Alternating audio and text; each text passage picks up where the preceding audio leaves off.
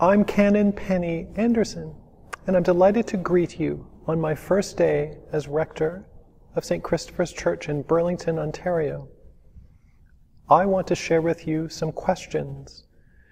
These are questions that animate my thinking and shape my approach to our shared ministry.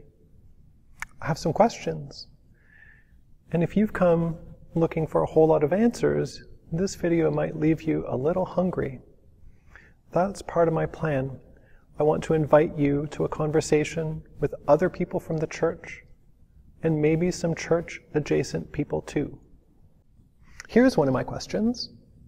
How can the church get better at inclusion and diversity? I was in a meeting last November with local educator and activist Evelyn Myrie, who said something arresting. She said, "Black people don't have the option of opting out for a day. Her identity as a Black woman is always visible. There's no taking a day off from the racism embedded in our society." Sounds exhausting. It reminds me of something that one of my favorite queer theologians said.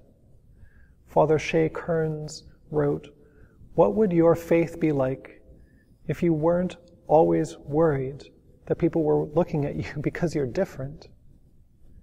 And so I asked the question, why is it important for our congregation to look and sound like the people in our neighborhood look and sound?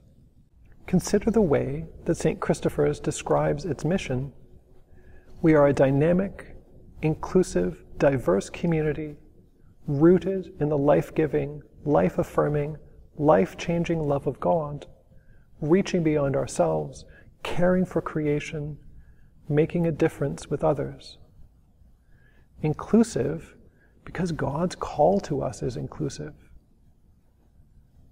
Diverse because God's creation is a riot of diversity.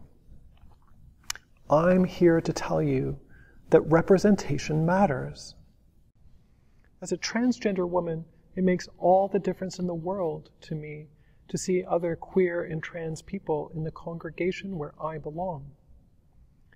I can only imagine how important it is for those who identify as Black and Indigenous people of color to see people like them, especially in leadership roles. Beyond representation, I don't want to worship and work in an echo chamber. We are all impoverished when we hear back incessantly our very own views and biases from people who are just like us. And so I ask you, white viewers, in response to the Black Lives Matter movement, are you prepared to get uncomfortable? Are you prepared to examine your own assumptions and to acknowledge the ways that you, like me, have benefited from the racist structures in our society? And you non-Indigenous viewers, in response to the calls to action from the Truth and Reconciliation Committee report, are you prepared to take steps toward reconciliation?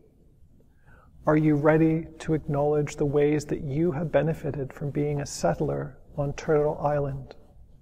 I am hopeful as I pose these difficult questions to you, because I think that St. Christopher's is a congregation with good bones. Our commitments go way deeper than liberal good intentions. And so I ask you, are you prepared to find new ways to use your privilege to center the voices of marginalized people?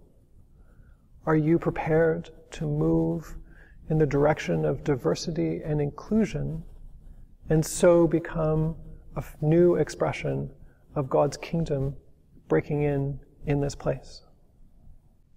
Our times call for courage. Will you be one of the people who joins the conversation?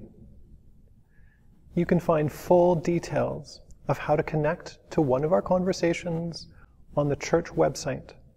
I can't wait to talk to you.